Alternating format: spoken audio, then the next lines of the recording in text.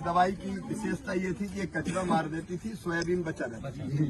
खरपतवार नीदानाशक थी, लेकिन इसमें सोयाबीन जल गया, खराब हो गया। खरपतवार वैसे ही। किसान भाइयों, आज मैं इसीलिए आया हूं कृषि मंत्री के रूप में कि कई जगह से मुझे शिकायत आई, ये यहां तो ये दवाई डली है एचपीएन कंपनी की, और भी कई जगह किसानों ने शिकायत की कि नीदानाशक दवाई डालने से उनकी फसलें जल के बर्बाद हो गई, जैसे ये सोयाबीन मैं यहां देख रहा हूं। अब ये किसान के साथ अन्याय है, धोखा है। आमतौर पर किसान बेचारा शिकायत करके रह जाता है, लेकिन हम किसी भी कीमत पर इस तरह का अन्याय सहन नहीं करेंगे। इसमें विधि सम्मत कार्रवाई की जाएगी।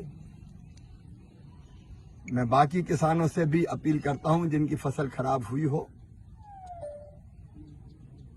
वो हमारे पास शिकायत भेजें। केवल विदिशा की नहीं, मैं पूरे देश के किसानों से कह रहा हूं, अगर कहीं कोई फसल खराब हुई है दवाई डालने से, तो मैं तो आपका सेवक हूं। आप मेरे पास शिकायत करें और उन शिकायतों के बाद वो शिकायत सच्ची है तो पूरी जांच होगी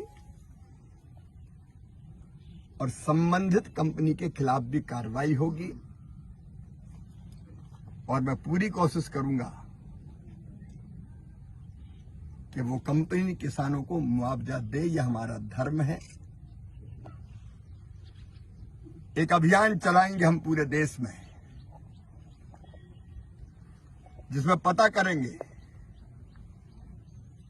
कि कहां कहां गलत दवाई के कारण नुकसान हुआ है,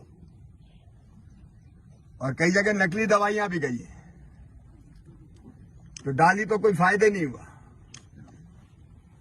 ऐसे किसानों से भी अपील करता हूं,